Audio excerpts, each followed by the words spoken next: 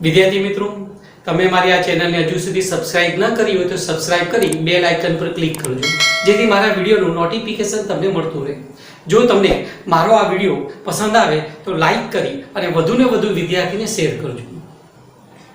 વિદ્યાર્થી મિત્રો, આજે આપણો ટોપિક છે સમાન ચુંબકીય ક્ષેત્રમાં વિદ્યુત પ્રવાહ આધારિત ગૂંચળું એના પર લાગતા ટોર્કનું સૂત્ર। સમાન ચુંબકીય ક્ષેત્ર હોય, વિદ્યુત પ્રવાહ આધારિત ગૂંચળું હોય અને ટોર્ક કેવી રીતે લાગે એનું સૂત્ર।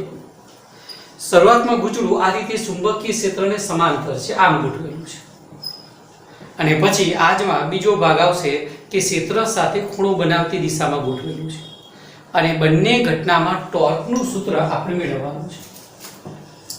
આ છે સમાન ચુંબકીય ક્ષેત્ર N થી S। આકૃતિ ત્રિપરિમાણમાં દોરવી જરૂરી નથી, સિમ્પલ આકૃતિ દોરજો। આ રીતે ચુંબકીય ક્ષેત્ર N થી S તરફ આ દિશામાં છે, આ ગૂંચળું છે, અને ગૂંચળું આ રીતે ગોઠવાયેલું છે, આ ગૂંચળું, અને વિદ્યુત પ્રવાહ પસાર થાય તો આ ગૂંચળું ચુંબકીય ક્ષેત્રમાં આ રીતે રોટેટ થાય, અને આ ચાક ગતિ કરે ને એના ટોર્કનું સૂત્ર આપણે સાબિત કરવાનું છે। પહેલા ગૂંચળું આ રીતે છે, ચુંબકીય ક્ષેત્ર હોય ને એના સમતલમાં, અને બીજા ભાગમાં ગૂંચળું ચુંબકીય ક્ષેત્ર સાથે થીટા કોણ બનાવે। આ વિદ્યુત પ્રવાહ આધારિત ગૂંચળું છે, એના પર લાગતા ટોર્કનું આપણે સૂત્ર સાબિત કરવાનું છે। હવે આકૃતિમાં બરાબર જો આ ચુંબકીય ક્ષેત્ર કેવી રીતે N થી S તરફ આવે છે, આ ચુંબકીય ક્ષેત્ર N થી S તરફ આ રીતે ચુંબકીય ક્ષેત્ર, આ વિદ્યુત પ્રવાહ આધારિત ગૂંચળું ABCD। હવે તમે જો BC અને DA તાર જુઓ અને DA તાર જુઓ, એમાંથી પસાર થતા પ્રવાહની દિશા વિચારો। જો આમાંથી પ્રવાહ આમ પસાર થાય, આમાંથી આમ પસાર થાય, અને ચુંબકીય ક્ષેત્રની દિશા જુઓ। હવે બળનું આ પ્રકારનું તમે સૂત્ર જાણો છો, F સદિશ બરાબર IL સદિશ ક્રોસ D સદિશ। જો આપણે આ ક્રોસ ગુણાકાર કાઢી નાખીએ તો F બરાબર લખાય ILB sin થીટા। આ લંબાઈ છે ને હું A કહી દઉં તો A ની જગ્યાએ L ની જગ્યાએ આપણે A લખી દઈએ। હવે તમે સમજી શકો છો કે થીટા કોની વચ્ચેનો ખૂણો, IA સદિશ અને B સદિશ વચ્ચેનો ખૂણો। તમે જો B સદિશ આમ છે અને આમાંથી વહેતો પ્રવાહ પણ એ જ દિશામાં છે, મતલબ થીટાની કિંમત અહીંયા કેટલી 0, અને અહીંયા થીટાની કિંમત કેટલી 180। આમ થીટાની કિંમત 0 હોય અથવા 180 હોય તો એવા સંજોગોમાં sin 0 બરાબર 0, sin 180 બરાબર 0, તેથી આ બળ 0 થાય। એટલે આ બંને તાર ઉપર BC અને DA તાર ઉપર કોઈ પણ પ્રકારનું બળ લાગતું નથી। ગૂંચળું કેવી રીતે છે, ચુંબકીય ક્ષેત્રમાં આમ ગોઠવાયેલું છે, ગૂંચળાનું સમતલ ચુંબકીય ક્ષેત્રની સમાંતર છે, તેથી આ બંને તારમાંથી વહેતો પ્રવાહ અને ચુંબકીય ક્ષેત્ર એક જ દિશામાં, પરિણામે થીટાની કિંમત 90, 0 અથવા 180। એટલા માટે આ બંને તાર ઉપર કોઈ પણ પ્રકારનું બળ લાગતું નથી। હવે બોલો કયા બે તાર બાકી રહ્યા, તો તરત કહીશું કે AB, અને બીજો કયો તાર બાકી રહ્યો તો કે CD। તો AB અને CD તાર જુઓ, AB તાર અને CD તાર જુઓ। આ AB અને CD તારમાંથી વહેતો પ્રવાહ જુઓ, પ્રવાહ દિશામાં છે, અહીંયા પ્રવાહ આ દિશામાં છે, અને આ પ્રવાહ આધારિત તાર અને ચુંબકીય ક્ષેત્ર આ રીતે છે, મતલબ પ્રવાહની દિશા અને ચુંબકીય ક્ષેત્ર પરસ્પર કેવા છે, લંબ છે, તેથી AB તાર અને CD તાર ઉપર લાગતા બળનું સૂત્ર આ પ્રકારનું સૂત્ર આપણે વિચારીએ IL સદિશ ક્રોસ B સદિશ.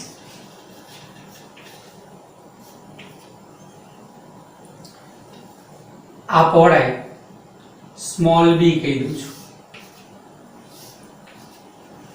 તેથી આ સૂત્રમાં L ની જગ્યાએ B મૂકી દઉં. તો અહીંયા તમે જોઈ શકો છો કે થીટાની કિંમત કેવી 90. થીટાની કિંમત 90 હોય ને એટલે sin 90 ની કિંમત કેટલી થાય? તો sin 90 બરાબર 1. આ ક્રોસ ગુણાકાર કાઢી નાખવું. તો AB તાર ઉપર લાગતું બળ પહેલા AB તાર ઉપર F1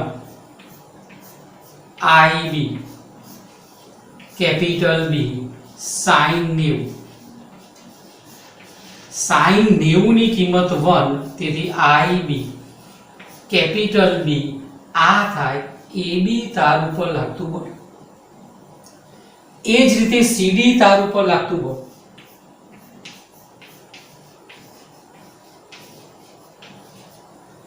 F2 ILB. અહીં સ્મોલ b ધાર્યો છે ને આપણે, L ની જગ્યાએ B લીધો છે, બરાબર છે. B કેપિટલ B ચુંબકીય ક્ષેત્રનું sin 90. sin 90 ની કિંમત 1, તેથી I small b capital B. હવે તમે અહીં જો પ્રવાહની દિશા વિરુદ્ધ છે, જો અહીંયા છે ને, અહીંયા પ્રવાહની દિશા વિરુદ્ધ છે, તેથી આ તાર ઉપર બળ આમ લાગે. તો આ તાર ઉપર બળ એનાથી વિરુદ્ધ દિશામાં લાગે. આ ક્રોસ ગુણાકાર છે ને, તો જમણા હાથના સ્ક્રૂનો નિયમ જોવાનો અને સ્ક્રૂને IB થી B તરફ ફેરવવાનું અને સ્ક્રૂ જે દિશામાં સ્થાનાંતર કરે એ બળની દિશા. એટલે આ બંને તાર ઉપર લાગતા બળની દિશા કેવી? પરસ્પર વિરુદ્ધ હોય. હા, મૂલ્ય કેવું થયું? બંનેનું સરખું થયું. જો અહીંયા IB કેપિટલ B, ત્યાં પણ એટલું. આ જે ગૂંચળું છે ને, એ ગૂંચળા પર બળ આ રીતે લાગે. મેં હમણાં તમને બતાવ્યું ને એ પ્રમાણે જો આ રીતે વિચારીને તો આ AB છે એના પર બળ આમ લાગે અને આ જે CD તાર છે ને એના પર બળ આમ લાગે. એટલે આ બંને બળ કેવા? સરખા, પરસ્પર વિરુદ્ધ થાય. આના પર બળ આમ અને આના પર બળ આ રીતે. આ ક્રોસ ગુણાકાર છે ને, તો જમણા હાથના સ્ક્રૂના નિયમ અનુસાર વિચારો તો સ્ક્રૂને કેવી રીતે ફેરવવાનું? IB થી B તરફ. અને સ્ક્રૂ જે દિશામાં સ્થાનાંતર કરે એ દિશા કોની? બળની. તેથી આ બંને બળ સરખા, પરસ્પર વિરુદ્ધ છે. તેથી F1 અને F2 કેવા? સરખા, પરસ્પર વિરુદ્ધ. તેથી પરિણામી બળ 0. તેથી આ ગૂંચળું રેખીય ગતિ ના કરે. પરિણામી બળ 0 હોય ને તો હંમેશા રેખીય ગતિ ના થાય. પણ આ બંને બળ કેવા છે? એક રેખસ્થળથી. જો આ AB તાર, એના પર બળ આમ, તો એ બળ છે ને આમ નીચે તરફ બતાવું છું. આ CD તાર, એના પર બળ અંદર, એ અંદર જતું બળ આમ બતાવું છું. આ બળ છે ને બહાર તરફ બતાવ્યું અને આ બળ અંદર તરફ બતાવ્યું. આ F1 અને આ CD તાર ઉપર લાગતું બળ F2. આ વચ્ચે મધ્ય બિંદુ અને આ અંતર કેટલું થાય? A/2. હવે આ બંને બળ એક રેખસ્થ નથી. જો એક જ એક્સ ના કહેવાય. જો આ બળ આમ છે, એની લાગ રેખા વિચારો. આ બળની લાગ રેખા વિચારો. લાગ રેખાને કાર્ય રેખા પણ કહેવાય. તેથી આ બંને બળ સરખા, વિરુદ્ધ, પરિણામી બળ 0. પણ એક રેખસ્થ ન હોવાથી શું ઉત્પન્ન કરે? ટોર્ક ઉત્પન્ન કરે. તેથી F1 બળના કારણે લાગતું ટોર્ક 1, F2 બળના કારણે લાગતું ટોર્ક 2, એ બંનેનો સરવાળો કરીએ એટલું કુલ ટોર્ક આના પર લાગે. ફરીથી બધા સ્ટેપ સમજી લો. સમાન ચુંબકીય ક્ષેત્ર છે N થી S તરફ. આ છે વિદ્યુત પ્રવાહધારી ગૂંચળું BC તાર અને DA તાર ઉપર લાગતું બળ 0. કેમ બળ 0? તો પ્રવાહની દિશા અને B ની દિશા કેવી? એક જ. IA સદિશ અને B સદિશ એક જ અથવા વિરુદ્ધ. એટલા માટે થીટાની કિંમત 0, 180, sin 0 ની કિંમત 0, sin 180 ની કિંમત 0. બે તાર નીકળી ગયા હવે કયા બે તાર બાકી રહ્યા? AB અને CD. તો AB અને CD તાર ઉપર લાગતા બળનું આ સૂત્ર લખી દીધું. AB તાર ઉપર લાગતું બળ sin 90 મૂલ્ય લખ્યું છે. આ મૂલ્ય I small b capital B. એમ CD તાર ઉપર લાગતા બળનું મૂલ્ય લખી દીધું. આ બંને બળના મૂલ્ય કેવા? સરખા છે. પણ આ તાર પર બળ આમ લાગે બહાર તરફ, તો આ તાર ઉપર બળ ક્યાં લાગે? અંદર તરફ. તેથી બંને બળના મૂલ્ય સરખા, પરિણામી બળ 0, એક રેખસ્થ નથી. તેથી આ બળોની જોડ શું ઉત્પન્ન કરે? બળ યુગ્મ. એને શું કહેવાય? ટોર્ક. આ F1 બળ મેં આમ બતાવ્યું, એ આ છે. F2 બળ આના પર આમ બતાવ્યું, જે આ છે. આને અનુલક્ષીને ચાર ગતિ થાય એટલે આ સંદર્ભ બિંદુ. આ અંતર a/2, આ a છે ને, તો આટલો ભાગ a/2 અને આ ભાગ a/2. તેથી આ a/2 બતાવે. હવે ટોર્ક શું થાય એનું આપણે સૂત્ર લખીએ. ટોર્ક 1. હવે યાદ કરો, ટોર્ક વાળી થિયરી કેવી હતી? Torque is equal two Rf sin theta લખતા હતા. આ f r sin થીટા ને કૌંસમાં મૂક્યું. f એટલે બળનું મૂલ્ય અને r sin થીટા એટલે સંદર્ભ બિંદુમાંથી બળની લાગ રેખા અથવા કાર્ય રેખા પર દોરેલો લંબ. આ રીતે અહીંયા ટોર્ક 1 તો બળનું મૂલ્ય F1 અને સંદર્ભ બિંદુમાંથી આને અનુલક્ષીને ચાક ગતિ થયા ધરી છે ને, એને અનુલક્ષીને ચાક ગતિ થતી હોય તો પછી સંદર્ભ બિંદુ એટલે આ ભ્રમણાક્ષ થયેલી, એ ભ્રમણાક્ષથી આ લંબ અંતર થયું. તેથી લંબ અંતર કેટલું? a/2 વત્તા ટોર્ક 2 બળ F2 અને આટલેથી આટલું લંબ અંતર અહીંયા ઉગમ બિંદુ કયો અથવા ભ્રમણાક્ષથી લંબ અંતર કયો? તો a/2. F1 નું મૂલ્ય કેટલું? I small b capital B a/2 વત્તા F2 નું મૂલ્ય પણ કેટલું? I small b capital B a/2. હવે આ બંને પદ ભેગા કરો, 1 એટલે 1 થઈ જાય ને, તો I small b small a capital B. આ ટોર્ક બરાબર. હવે તમે જાણો છો કે આ BA એટલે શું થાય? લંબાઈ ગુણ્યા પહોળાઈ એટલે લંબચોરસ ગૂંચળાનું ક્ષેત્રફળ થાય. તો કુલ ટોર્ક બરાબર I કેપિટલ A ક્ષેત્રફળ ગુણ્યા કેપિટલ B. આ સૂત્રમાં જો માનો કે ગૂંચળામાં n આટા હોય તો અહીંયા કેપિટલ N વડે શું થાય? ગુણાય. મતલબ ગૂંચળામાં જેટલા વધારે આટા હોય એટલા ઘણું ટોર્ક લાગે. જો આ સૂત્રને આપણે સદિશ સ્વરૂપે લખીએ ને તો I A સદિશ ક્રોસ B સદિશ આ પ્રકારનું સૂત્ર બને. અને n આટા હોય તો n વડે ગુણી નાખવાના. અહીંયા પણ n આવે તો n આટા હોય ને તો આ પ્રકારનું સૂત્ર બને.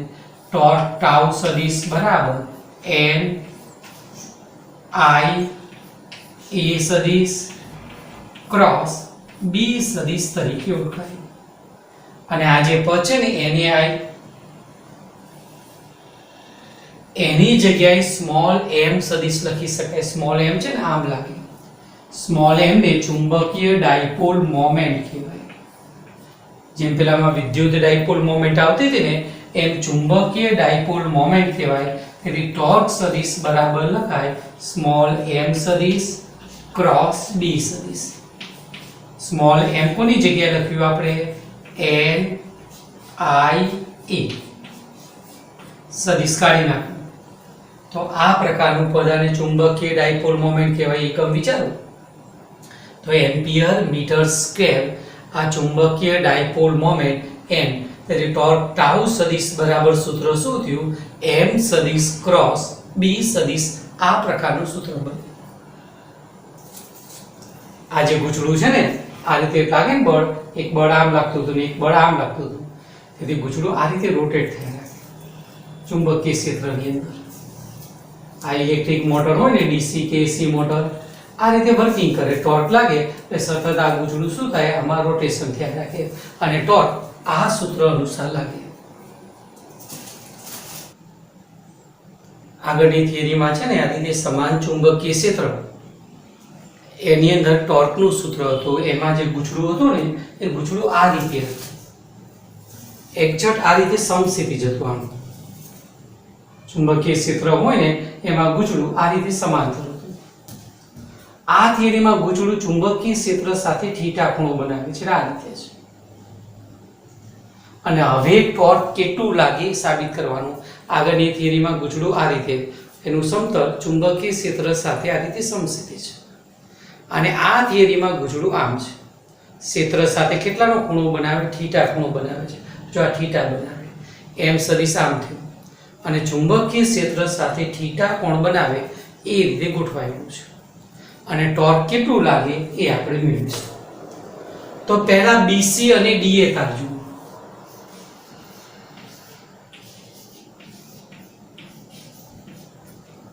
આ બંને તાર ઉપર લાગતું બળ સરખું, બળ સમાન, પરસ્પર વિરુદ્ધ. બળનું મૂલ્ય કેવું, સમાન, પરસ્પર વિરુદ્ધ અને એક જ રેખસ્થ.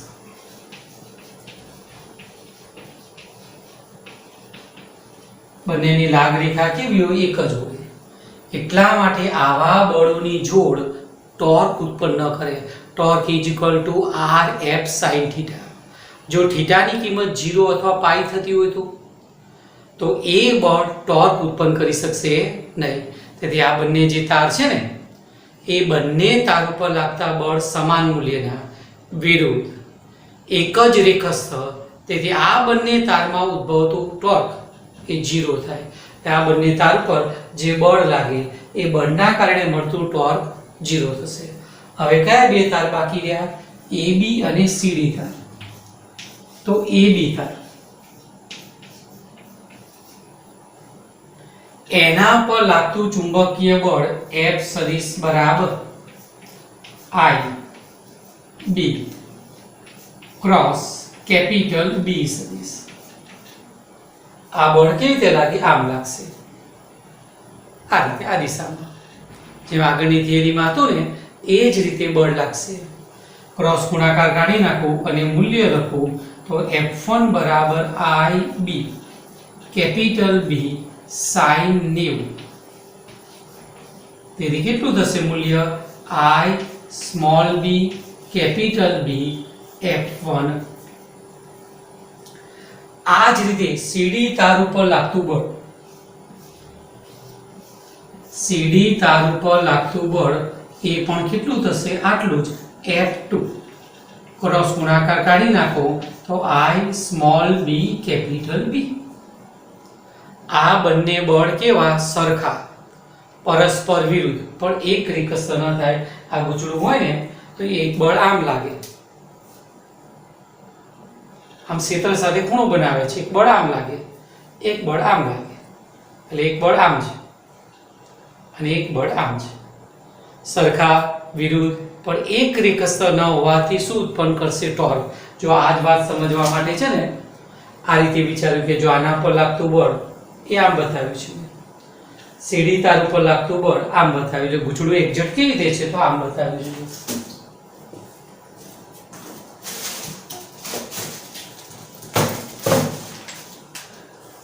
આ ગુચડું અને આ બળ આમ આ રીતે બળ, આ બળ આ રીતે, અને આના પર લાગતું બળ આમ છે. અને એ જ આકૃતિ મેં અહીંયા બતાવી છે. જો હવે F1 અને F2 વચ્ચેનું અંતર કેટલું થાય તો આ F1, આ F2, એટલે આટલેથી આટલું અંતર કેટલું થાય, a જેટલું આ અંતર. આટલેથી આટલું અંતર કેટલું, a જેટલું. એટલા માટે આટલેથી આટલું અંતર a જેટલું, આ મધ્ય, તેથી a/2, આ a/2. અને આ બંનેની લાગ રેખા વચ્ચેનું અંતર આટલું. આની આ લાગ રેખા, આની આ લાગ રેખા અને લાગ રેખા વચ્ચેનું અંતર આટલેથી આટલું. એટલે ગૂંચળું આ રીતે, F1 બળ આમ, F2 બળ આ રીતે, અને બંને વચ્ચેનું અંતર કે સ્મોલ a. જો આ મધ્ય વિચારીએ ને તો આ a/2, આ a/2, અને બંનેની લાગ રેખા વિચાર, આની લાગ રેખા કઈ થાય? આટલી થાય. આની લાગ રેખા આમ થાય, અને બંનેની લાગ રેખા વચ્ચેનું અંતર આટલેથી આટલું છે. હવે આ થીટા, m સદિશ હોય ને ચુંબકીય ડાયપોલ મોમેન્ટ થીટા, તેથી આ થીટા, અને પરિણામે sin થીટા બરાબર સામેની બાજુ ભાગ્યા કર્ણ, આ કર્ણ. તો સામેની બાજુનું સૂત્ર કરતા બનાવો તો શું થાય? a/2 sin theta. બસ એ જ રીતે આ પણ સામેની બાજુ વિચારો તો a/2 sin થીટા. હવે તમે જાણો છો કે ટોર્ક એટલે શું? તો કે બળનું મૂલ્ય અને સંદર્ભ બિંદુમાંથી લાગ રેખા ઉપર દોરેલો લંબ એનો ગુણાકાર. તેથી ટોર્ક બરાબર ફૂલ ટોર્ક બરાબર ટોર્ક 1 વત્તા ટોર્ક 2. ચલો ટોર્ક 1 ની જગ્યાએ શું લખીશું આપણે? ટોર્ક 1 ની જગ્યાએ બળનું મૂલ્ય કોનો ગુણાકાર થાય? તો કે F1 એટલે બળનું મૂલ્ય કહેવાય, અને સંદર્ભ બિંદુમાંથી લાગ રેખા પર દોરેલું લંબ એટલે આટલેથી આટલું. કેટલું થશે? a/2 sin theta. એ જ રીતે ટોર્ક 2 બરાબર શું લખાશે? બળનું મૂલ્ય એટલે F2 અને લાગ રેખા પર દોરેલો લંબ a/2 sin થીટા. બોલો F1 નું મૂલ્ય કેટલું? I small b capital B a/2 sin theta વત્તા F2 નું મૂલ્ય કેટલું? I small b capital B a/2 sin theta. જો બંને પર સરખા છે ને તો 1/2 વત્તા 1/2 બરાબર 1 થઈ જાય ને, અડધા અડધા છે. તેથી ટોર્ક બરાબર થશે I small b capital B a sin theta. હવે a અને b,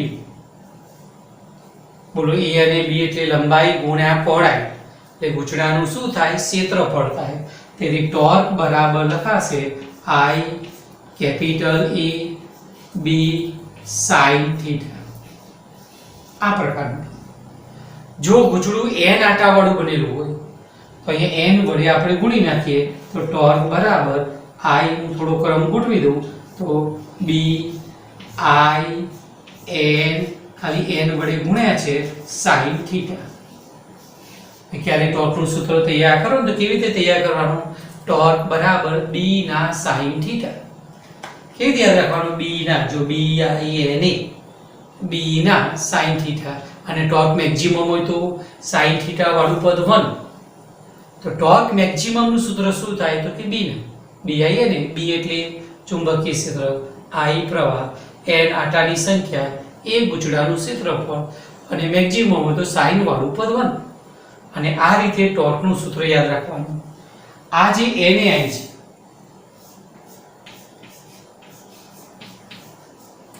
એની જગ્યાએ લખાય m. m ને શું કહેવાય? ચુંબકીય ડાયપોલ મોમેન્ટ.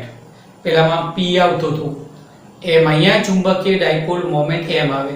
જો આપણે સદિશ કરીએ ને તો IA સદિશ આ પ્રકારનું પદ થાય.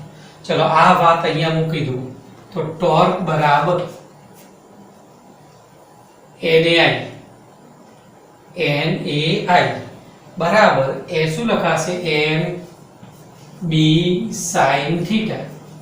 આની જગ્યાએ m લખી દીધું, સ્મોલ m.